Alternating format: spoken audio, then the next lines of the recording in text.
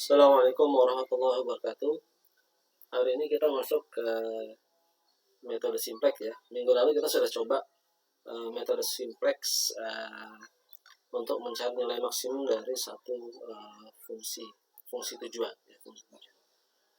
Sekarang saya mau coba bahas lagi soal yang sama, tapi sekarang saya mau menggunakan Excel, ya, Microsoft Excel sebagai alat bantu untuk menyelesaikan masalah tersebut ya. Jadi contohnya misalnya ada satu fungsi tujuan Z sama dengan 8x1 tambah 5x2 ya. Lalu fungsi kendalanya adalah x1 tambah x2 harus lebih kecil sama dengan 6. 9x1 tambah 5x2 harus lebih kecil sama dengan 45. X1 dan x2 masing-masing harus lebih besar sama dengan 0 ya. Jadi kalau kita buat dalam bentuk Excel, nanti bentuknya seperti ini. Fungsi tujuannya adalah ini. Z sama dengan 8x1 tambah 5x2. Lalu fungsi kendalanya x1 tambah x2 lebih kecil sama dengan 6. Lalu fungsi kendala yang berikutnya adalah x1, 9x1 tambah 5x2 lebih kecil dari 45. X1 lebih besar sama dengan 0, x2 lebih besar dengan 0. Bentuk bangku ini kemudian kita rubah menjadi bentuk kanonik seperti ini ya. Ini kita di Excel ini saya sudah buat per kolom untuk satu variabel ya. Contoh ini x1, ini x2 ya, sini ya. Oke, jadi di sini bentuk kanoniknya adalah z kurang 8x1 ya. Ini jadi dikurang 8x1 kurang 5x2 kurang, karena di sini ada dua fungsi hambatan, maka nanti kita pakai fungsi slacknya, variabel slacknya ada dua ya. Kalau 3 berarti ada 3 variabel slack.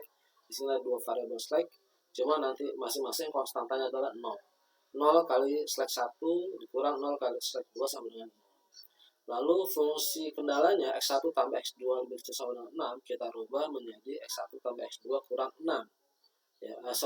X1 tambah x2 kurang s1 ya sama dengan 6. Lalu fungsi kendala yang kedua 9x1 tambah 5x2 kurang S2 sama dengan 45. Ini bentuk kanoniknya.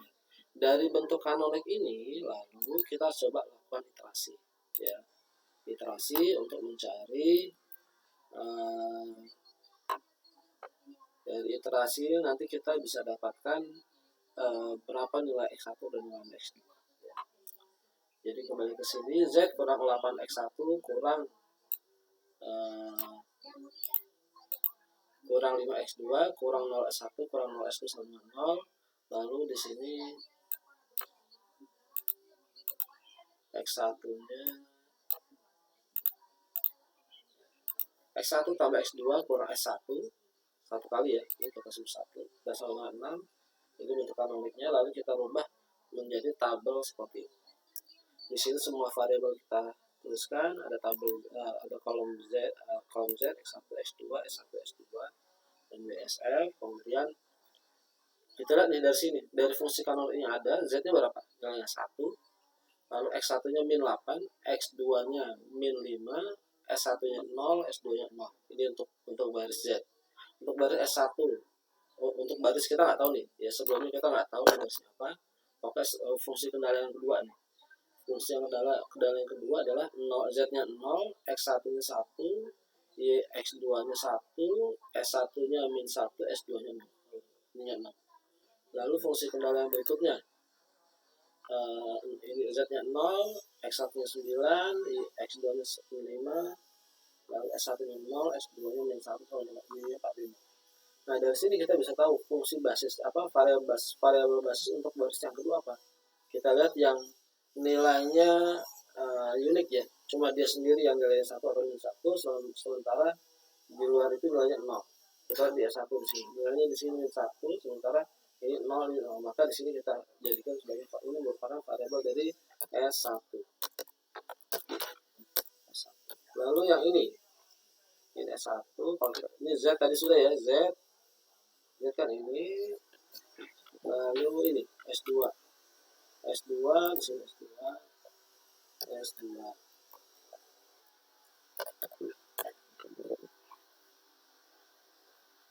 Lalu Setelah kita buat tabel awal iterasinya, kita akan lihat iterasi pertama. Ya. Iterasi pertama.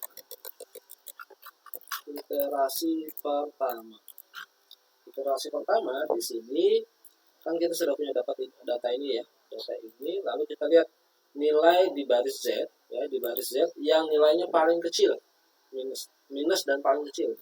Di sini kita min 8. Maka dengan kata lain, kolom di sini, kolom yang di sini terdapat min 8 di sini menjadi kolom kunci. Ya. Jadi di sini X1 kita jadikan sebagai kolom kunci. Kolom kunci, lalu kita coba cari baris kuncinya ya. Ini kita sebut kolom kunci. Baris kunci ini berdasarkan apa? Jadi S1, S2 baris ke-2 dan ke-3 ini kita cari rasionya. Kita masukkan nilai BSF dibagi nilai X1 yang di sini 4 bagi 6. Hasilnya ya ini 6, ini 5. Lalu kita pilih yang paling kecil sebagai baris kunci. Ini baris kuncinya. Nah, titik potong antara kolom kunci dan baris kunci kita sebut sebagai unit kunci. Nah, ini yang nanti kita cari, kita ubah supaya nilainya menjadi 1. Supaya nilainya menjadi 1, maka ini kan dibagi 9 ya. Maka di sini nanti di baris ketiga ini, di baris ketiga kita ubah semuanya di iterasinya ya. Di sini kita ubah ini dibagi 9. Hasilnya adalah ya, nah, lalu sisanya kita rubah supaya jadi 0 nih. 1 jadi 0, min 8 jadi 0. 1 jadi 0 dengan cara apa? Dengan cara S1 dikurangi S2 aksen. Atau yang ini dikurangi baris di sini. Ya. Sehingga ini adalah sama dengan ini ya. Sama dengan ini dikurang ini.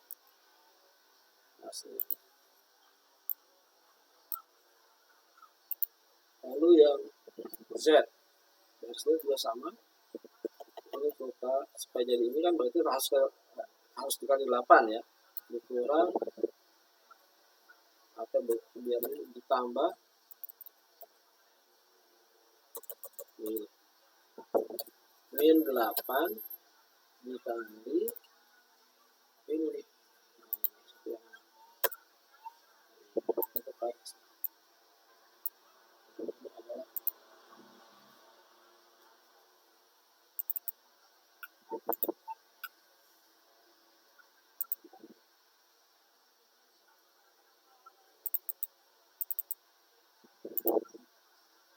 kan kita mau jadikan dia 0 ya. Ini bukan dikurang, ditambah. Ini ditambah. Bukan dikurang ya, ditambah. Jadi ditambah.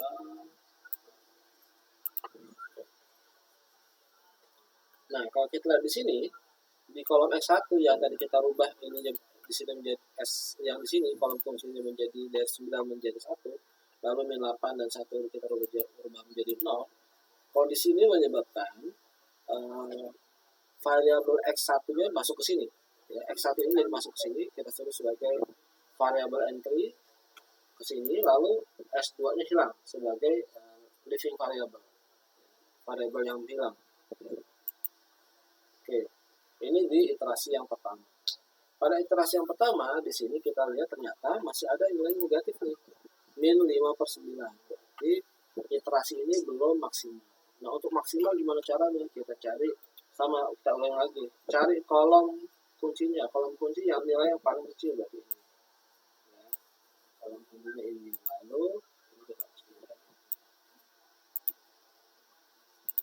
Lalu kita cari yang kolom kunci ya. Lalu kita cari hasilnya lagi. 1 dibagi 4/9 atau 9/4. Nah, yang paling kecil ini berarti ini adalah sebagai baris kuncinya. Baris kunci, oke. Berarti ini nanti kita ubah menjadi 1 ya. Ini supaya dibagi menjadi 1 berarti dikali 9/4. berarti ini sama dengan ini dikali 9/4.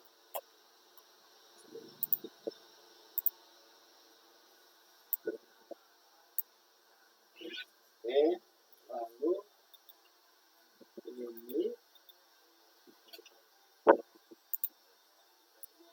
Z-nya sama dengan ini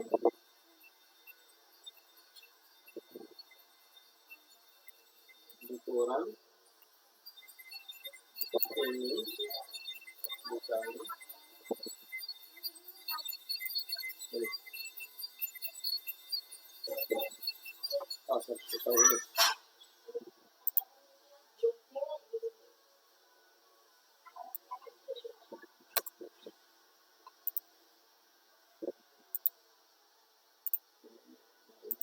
Kunci dulu.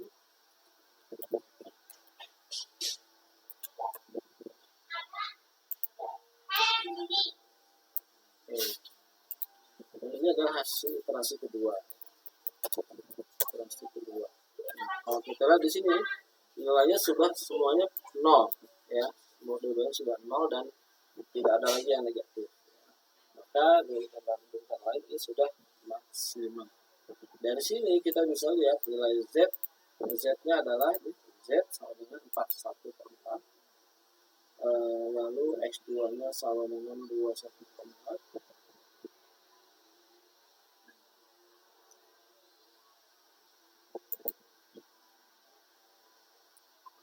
Lalu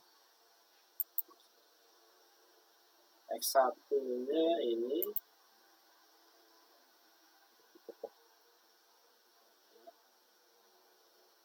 Z-nya sama dengan 41/4 Z-nya ya. Lalu ini 2/4 ini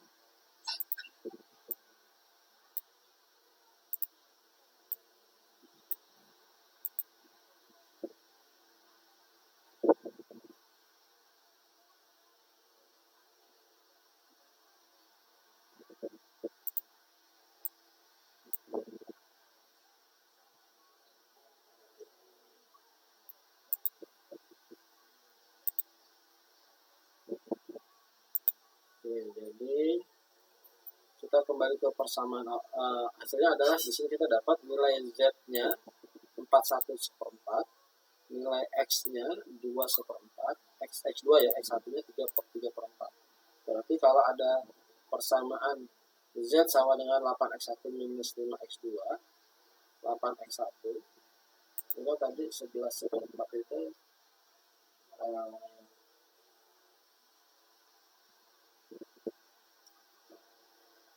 dari sini kita dapat nilai Z X1 lalu X2. Di sini Z sama dengan ini, lalu X1-nya sama dengan ini, lalu X2-nya sama dengan ini. Sehingga dari sini kita bisa dapat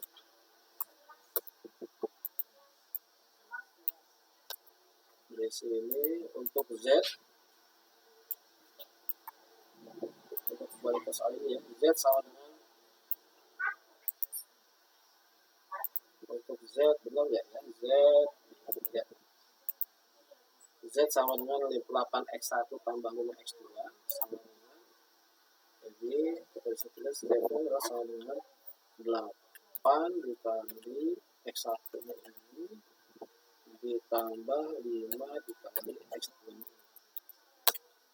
Kita lihat di sini hasilnya ternyata sama nih, Z-nya ini ya, ini Z